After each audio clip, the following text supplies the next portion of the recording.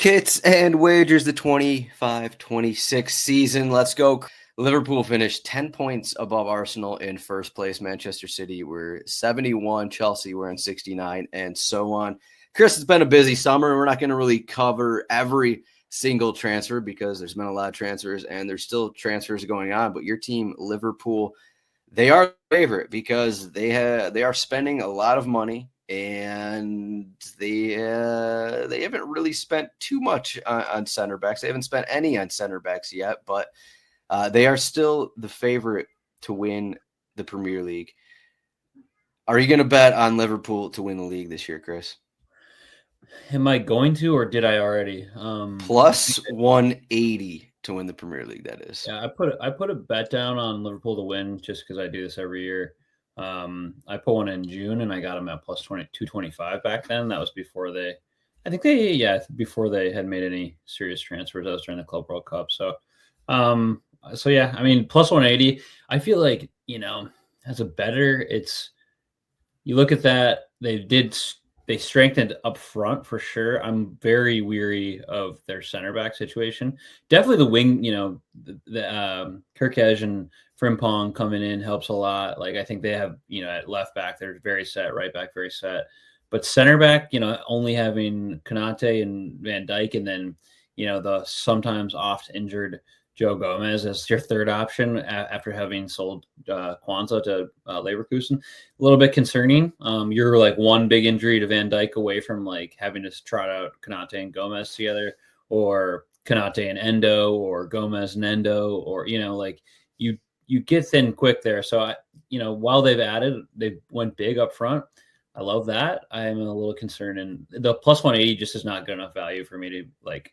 If I was not a fan to go and bet that. So I don't know. There's some other interesting ones. I don't think I'd ever bet the Arsenal plus 225 that, show me type of thing.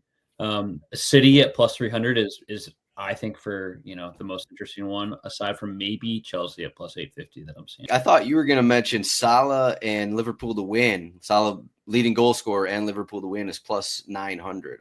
I think that one was up your alley because I think you've done the Haaland Man City one in prior seasons. So I felt like you were going to mention that. I'm interested. It's hard to just like, I have like the Haaland City bet. And I think when Liverpool won it in 21, was it Salah who was the golden boot? I thought he shared it maybe with a few people. But I'd have to double check. I don't know. You add Verts, you add Ekitike, you lose Diaz. I feel like they got a lot stronger up front. And last season, like Salah was, obviously amazing, but it becomes more difficult to see him. I feel like they'll share the load a lot more this season, where you might see more output from the guys they added. I think Cody Gakpo's, potentially primed for a bit of a breakout now that he has less of a block to start on the left wing. So I think it would be hard to make that bet. I definitely agree when you add a new striker that's not Darwin Nunez up there to take away goals and such. I mean, Arne Slot mentioned, I think it might have been today, this week, he was like, we got guys who can play center back. We got Andrew Robertson. We have Endo, and he was like listing guys, and I was like, that's your backup center back solution. Not. I'm just imagining Isak absolutely bodying Andy Robertson on a corner kicker, like a counter. Rabo's like 5'10". Isak's just tall, fast, powerful. It was Haaland. Like, imagine Robertson trying to mark Haaland, from center back. Like, that's just not going to work. Like, they've already. I mean, it's only preseason, but I was already figuring going into the season that they were going to be not great defensively, and then they're just allowing goals in a lot of these games in the preseason. But again, that doesn't really mean anything. But yeah, in terms of bets, I'm not really looking at. I don't really do the plus 180, 225 for Arsenal, plus 300 Manchester City. It's especially this season. I mean, we've had the busy off season. It seems like this could be like one of the best Premier League seasons ever for the top teams. That's not to say what the rest of the leagues are going to look like, just because we're getting these transfers where these teams are building basically two squads at the top of the league. We're basically getting the Super League right now. We're kind of seeing what the super teams look like as you compare how many players they're adding with all the matches that are going on. It seems like it's only going to get worse when you compare the top teams. Even Manchester United are adding a bunch as well. But just for value's sake, I actually would rather like Manchester City plus 110 just to finish top two. We know what happened last season, but they still finished 3 points behind Arsenal last season. I know all these teams added new players, but Rodri is basically a new signing for him this season, and then you throw in the other players. You don't have an older KDB who wasn't healthy the entire season anyway. You throw in all these other players for Manchester City. They've only finished 3 points behind Arsenal. And we're getting plus odds. I know it's plus 110, but just to finish top two for Manchester City, I kind of like those odds. I think no matter how it's going to play out in the top three, I feel more comfortable taking Pep and Manchester City in the top two more than Arsenal. And I don't want to say more than Liverpool after last season, but historically, Manchester City last 5 years have been a safer bet than Liverpool for a full season. So 100%. So yeah, Manchester City top two, plus 110. As we get moving on here, top four. A lot of these odds we've talked in prior seasons. We didn't. There's thing here top five. I don't even know if I've seen a top five odd before, but we're getting that this season. So anything else you like for some of these teams to finish top? Yeah, I mean, quickly on the to finish top two, I actually like Chelsea at plus 300. I think that's an interesting one because. Well, coming off the Club World Cup, they, for the third season in a row, like just continue to buy players. They've made some nice additions. I'm really a big fan of the João Pedro addition up front, and then Liam Delap as well. Like I feel like those are two upgrades over Nico Jackson. So I'm a fan of that. And like other than that, I mean, I just saw Colwell blew out his knee, which is a disappointment because he's pretty solid. But I think the project is coming along, and so I'm interested in them at plus 300 in the top two.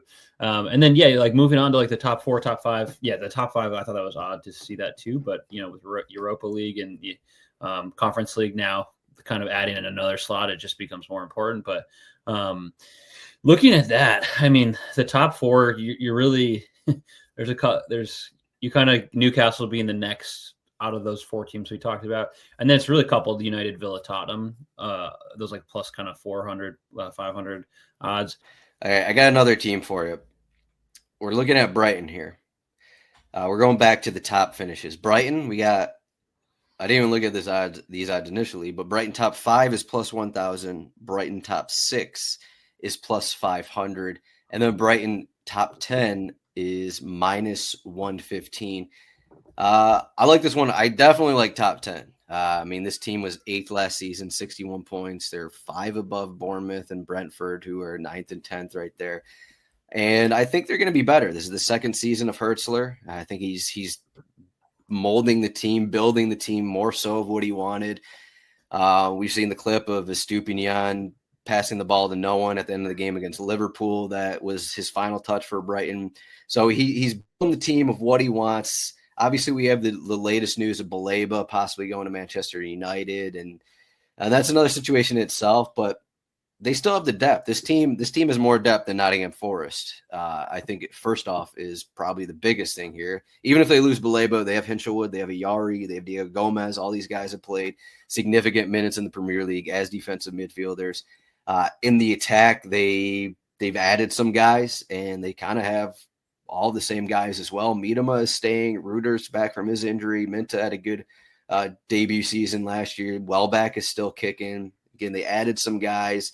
And then they added big guys in the back line. De Kuiper on the back line. Biscagli, Kapala. They just have depth, and I think it's pretty solid depth.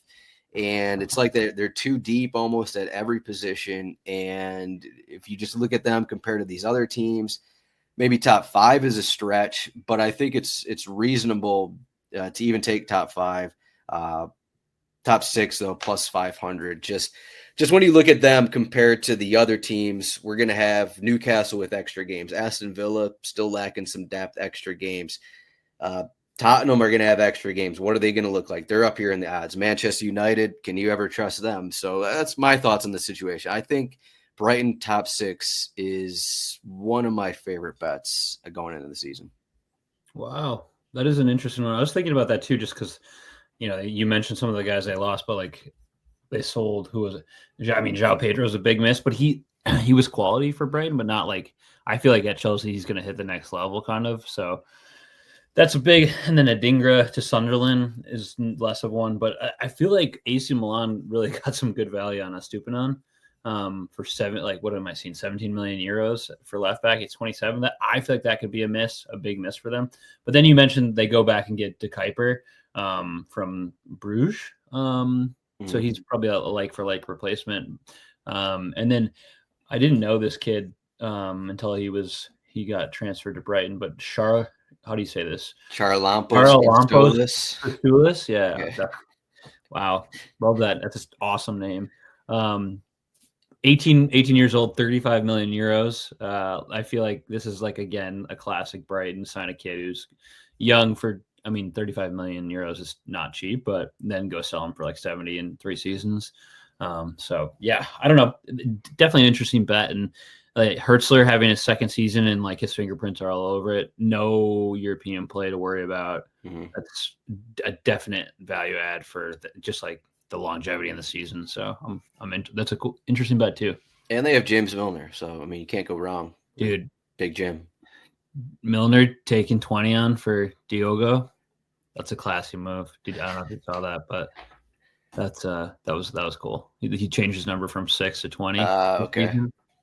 To honor Diogo. You got that guy's all-time Prem player. Man, classic Milner. Yeah. We got anything else for top 10 teams, or are we moving to the relegation area here? No. I mean, for top 10, I had Forest at plus 130. Love Bournemouth, perhaps. I think they did sell off some guys, which at least on their back line, which could make it trouble, like Kirkesh and missing a big one. Well, the bad news here is Huijsen left for Real Madrid. You mentioned Kirkesh, but also today, we're talking Friday, August 8th. Sounds like Zabarnia is also off to PSG. So basically, three pretty really good defenders on their way out. I think that's one of the reasons, they're plus 150 to finish top 10. Also, one of the reasons I didn't want to look at that because that makes sense. Not a great situation there. They're already entering the season with a couple injuries to Lewis Cook and Ryan Christie as well, 2 of their most important players. So we'll see if they add someone. That's funny when you sell your 3 of your starting back line to PSG, Liverpool, and Real Madrid. Like you probably are going to feel a bit of a hit the next season. And you only finished 9th last season with those guys. With that quality, So the part is worrying. And it's just funny when you're looking at these mid-table teams, maybe outside of Brighton, because they actually add guys. But like Bournemouth haven't really added too many guys.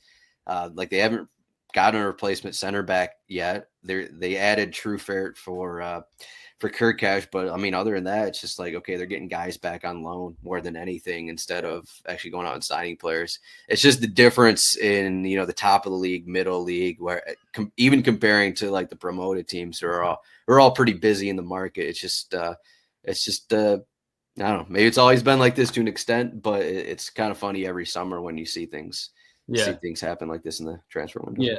The two other things I want to mention that are a pretty good segue to the relegation is, well, the first one's Sunderland to finish top 10 is plus 2,500 or plus 2,500. What? No. Yeah, hear me out. And this is not a serious bet that I'm going to take, but it's just an interesting number because they've been spending like I think top 5 in most money spent here in the league so far. I saw top Obviously 7.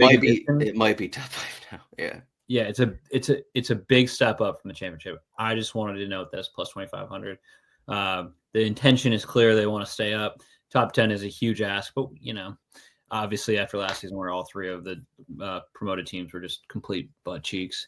But then the other one is Everton plus 200. I like this one, David Moyes. His pedigree speaks for itself. Like he's taken some bad teams and like made them quality. Most notably Everton back in his first stint there, West Ham as well. Everton need to get somebody like I know they've been talking about a Jack Grealish loan. They got this brand new spanking stadium. It feels like they haven't really added many guys, but that's interesting for a top 10 is plus 200. So, but the Sunderland could be a good segue into to the relegation scrap. I like the Everton shout. I just want to wait and see what else they add. They've been in these Jack Grealish talks. They still need a right back because they were initially in the Kyle Walker talks and then some other players. They just really haven't added the players yet. They added Dewsbury Hall, which I think is great. They added Tierno Barry.